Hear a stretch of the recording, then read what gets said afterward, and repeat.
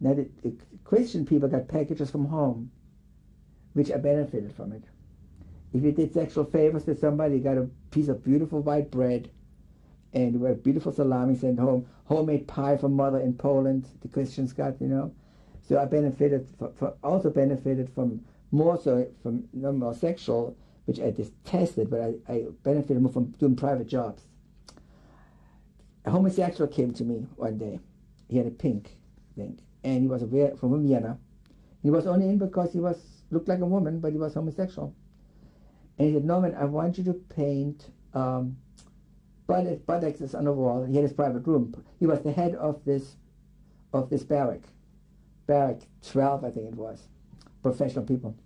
I want buttocks and penises painted all over in pink, my room. I said, yeah, but I have to draw them. Yeah, I said, can take as much time as you want to. He says, Jesus, how am I going to do this now? I've seen non-circumcised penises, which my friend says, you know, it's much easier to draw than circumcised.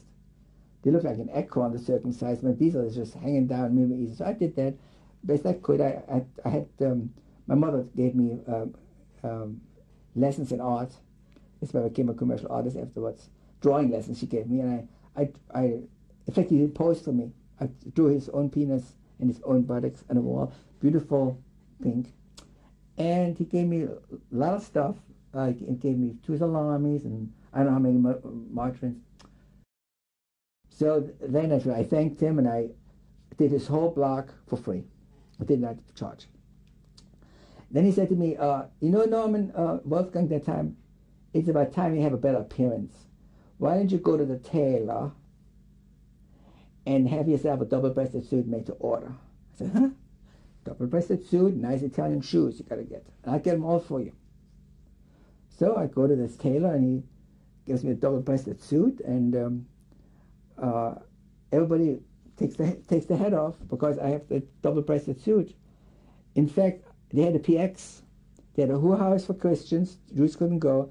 Most of them were Polish or Jewish women in the house, only made for Christians. But they had a PX. And when you did good work, you got a coupon. And you could go and get some mussels in mustard sauce. In a camp, mustard sauce. Cigarettes, American cigarettes cost 4 times, Polish cigarettes cost half, camp cigarettes homemade cost less. They had salami, they had bologna, they had Silza, all you can buy. But because they had a double-breasted suit, there was a line about a mile long. But chutzpah, you know what chutzpah is? With my double-breasted suit and a nice cap and cigarettes that I didn't smoke, but it gave me this flair, I bypassed the long line and went right in front and got my muscles. And everybody took their head off, you know. I was like I was somebody. And then on Sundays we had symphony orchestras. And I was always in the first line that the couples were because I had this double-breasted suit. But I enjoyed the whole idea. I took it off and I worked, and I kept it in the barrack under my mattress. And then I started to be an entrepreneur. I started taking laundry. I had a friend in fact, it was the fellow who gave out the paint in the paint office, who also was in charge of the laundry for the SS in the camp. They had dry cleaning. So he washed my shirts. I took the shirts from the capos and I laid them in all day like I was the iron in the pants. So I pressed them with my own body. But I didn't know how to fold them good. You kind of crooked. The guy says, this doesn't look real professional, but I'll pay you anyway. So I had a margin for this, and then got a lot of money. And then one day they said, would you like to leave the camp for a while and go into a agricultural area? It's real gorgeous. I said, why not?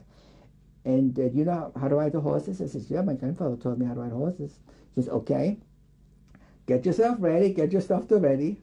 We go into the Harmenza. The Harmenza was about 60 to 80 miles from camp in the mountains of Poland. It was a completely self-contained farm for the camp. It supplied the camp with butter for the SS, meat and vegetables and flowers and grain, all that stuff. And what we doing there? You paint all the pigsties. You paint the barracks for the SS. and you paint the stalls where they keep the chickens, and make everything nice. So I met a Dutch Jew. He was very Jewish. He was also very pro-Dutch. Dutch was everything. Nothing was as good as Holland. And we became also sexual partners. The pressure from not having normal sex life, we kind of relieved each other, which made me feel very guilty because to me that was horrible to do, but I did anyway. It was kind of a nice feeling. So we went in this beautiful farm estate, and I was allowed, mention it, to take the carts, the horse and carriage. No, not a cart. It's a cart where they carry stuff in, with two horses in front. I took the reins of the two horses in Auschwitz, and I went 80 miles with these horses, and I petted them. I gave them my apples, and they beautiful horses. And there I said, on our grandfather's farm, and I said, my God, isn't it wonderful to be alive? You know. So we were 2 weeks or 3 weeks in the farm. I made friends with the chicken, with the pigs, which I slept and ate their potatoes. They were fed, not corn. They were fed small potatoes. I had names for them. They were real Aryan pigs, real nice. And I painted, whitewashed all the things, all the stalls and everything. And we were kind of an elite from all the farm workers. And one day, I don't know how it happened, I got a newspaper that was smuggled into the camp, into the farm estate. We had very good beds and everything. It was not like a concentration camp at all. It was free. We could go where we wanted to go. There was no wire. I could lead the cows out of the store while I was painting. He said, "You know all this?" I said, "I'm my grandfather." "See, we can use you here." Anyway, I became prestigious. My friend became prestigious. And I got a newspaper. And the Germans said about the Russian front. And the way they said it was, the Russian front, because of technical reasons, was bent back slightly so we can regroup again. I said, it was bent back slightly. That means it's bent all the way, and there is there's a crack in the whole German offensive in Russia then, right? And then always all the ads of the thousands of dead bodies. The announcement of the people who died.